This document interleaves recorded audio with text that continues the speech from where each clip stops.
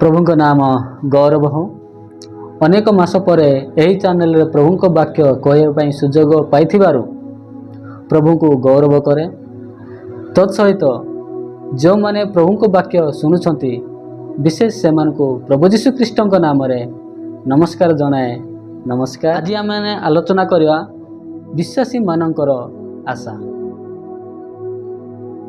विश्वासी माने कहीं आशा करती आउ आशा करिबा द्वारा से माने कौन लाभवान होती।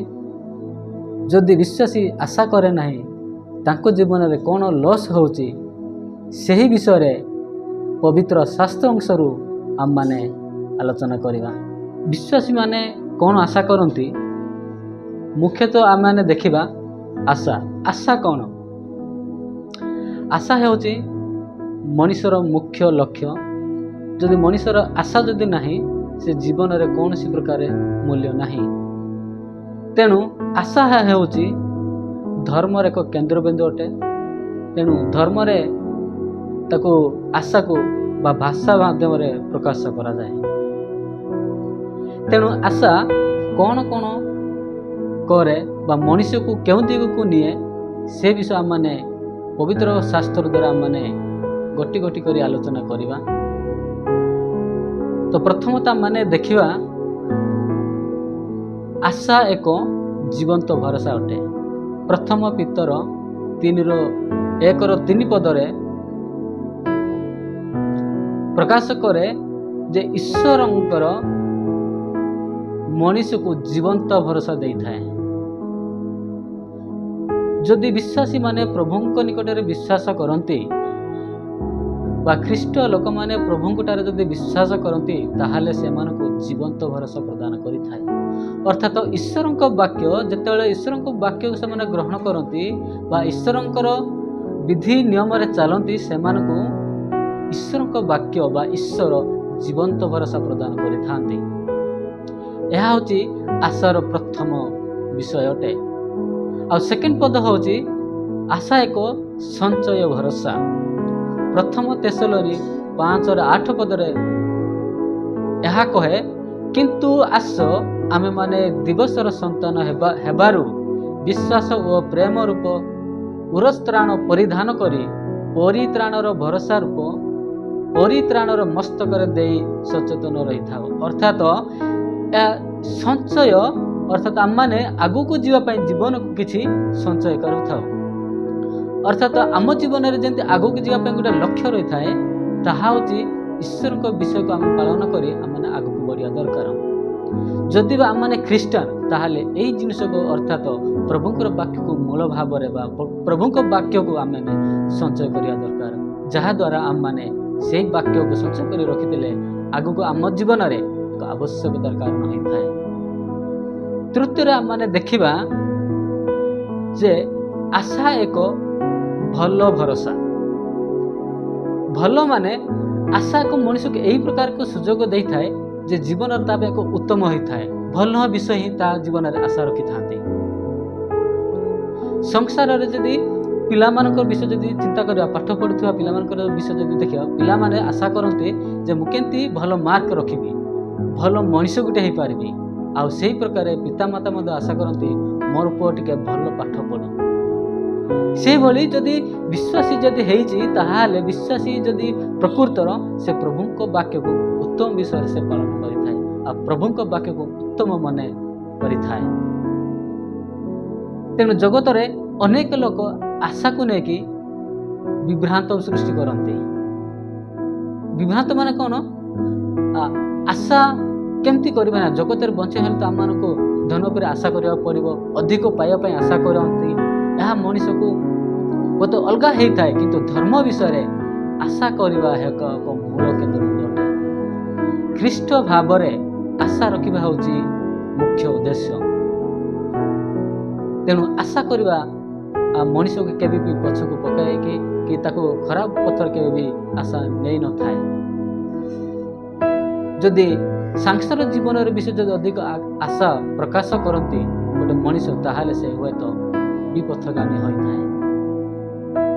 तेणु 4 नंबर पदरा माने देखिबा देखिलो एवं पंचम पद होउची आशा एक अदृश्य भरोसा। प्रभु वाक्य कहे जे अदृश्य भाव में प्रभु को विश्वास करे होची ख्रीष्टंकर धर्म अटे। तेणु प्रभु का आम मैंने आज पर्यंत कहीं देखी ना तथापि वाक्य द्वारा से माने प्रभु को विश्वास करती आउ से विश्वास मनुष्य को आशार एक पूरण करिथाए। आशा मत एक यही प्रकार एक आशा कौन सी व्यक्ति आशा को देखी पारती नहीं। आशा मत एक अदृश्य विषय अटे। तेणु से अदृश्य विषय को आशा करी मनुष्य जिते वाक्य द्वारा आग को बढ़ी थाए और प्रभु दृष्टि में जिते विश्वासी भाव से आग को बढ़े से आशा तार निश्चित से फुलफिल कर पारुचे। तेणु आमे जहन पुस्तक आम जदि गोटे उदाहरण देखा 38 वर्षर गोटे रोगी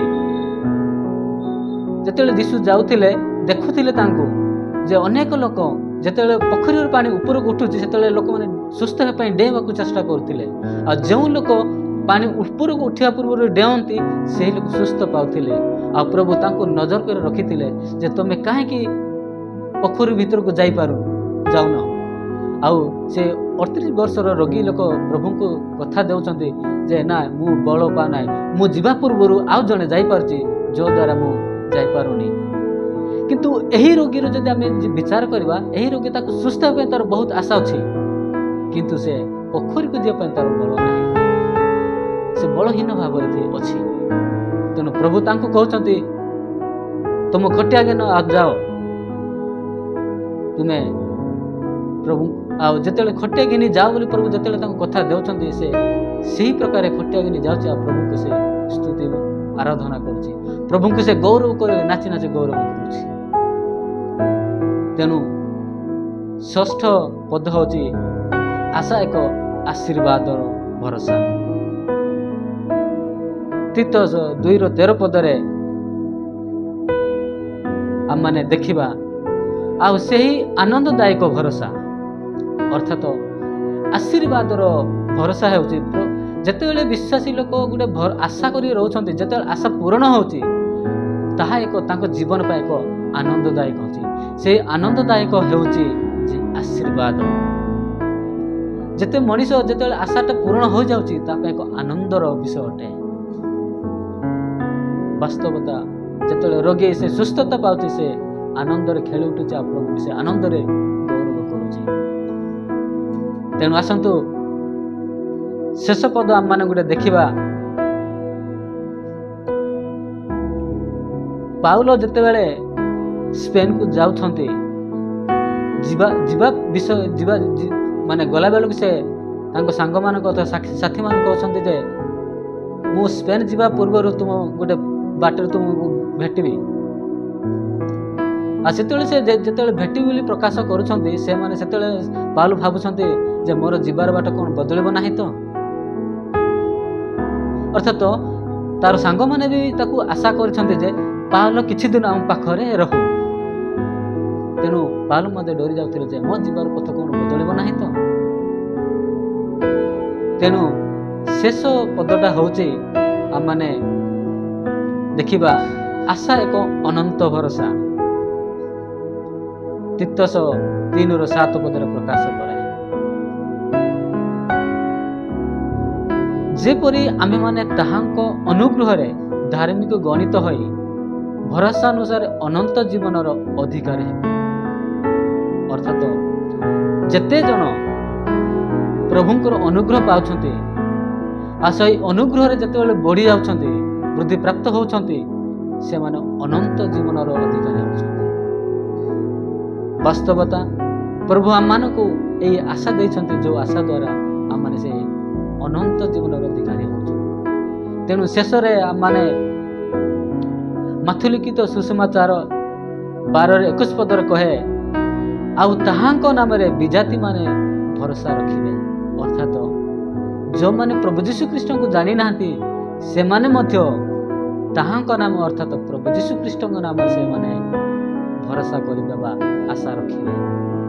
तेणु आसंतु आज आम माने आज जहाँ सब माने विषय का मैंने आलोचना करिछु से प्रत्येक आशा गुड़ को आम माने ध्यान देबा आम जीवन रे सही प्रकार आम माने ଆଶା ରଖି ଯଦି ଆଗକୁ କାର୍ଯ୍ୟ କରିବା ତାହେଲେ ଏ ଜଗତର କୌଣସି ପ୍ରକାର ଆମମାନଙ୍କୁ ବାଧା ଦେଇପାରିବ ନାହିଁ। ଆଉ ପ୍ରଭୁଙ୍କର ଆଶା ନେଇ ଆମମାନେ ବଢ଼ିବା ଯଦ୍ୱାରା କି ଆମେ ଅନନ୍ତ ଜୀବନର ଅଧିକାରୀ ପ୍ରାପ୍ତ ହେବା। ଏହା ଅଳ୍ପ ଶିକ୍ଷା ଦ୍ୱାରା ପ୍ରଭୁ ଆମ ପ୍ରତ୍ୟେକକୁ ଆଶୀର୍ବାଦ କରନ୍ତୁ। ଆମେନ୍।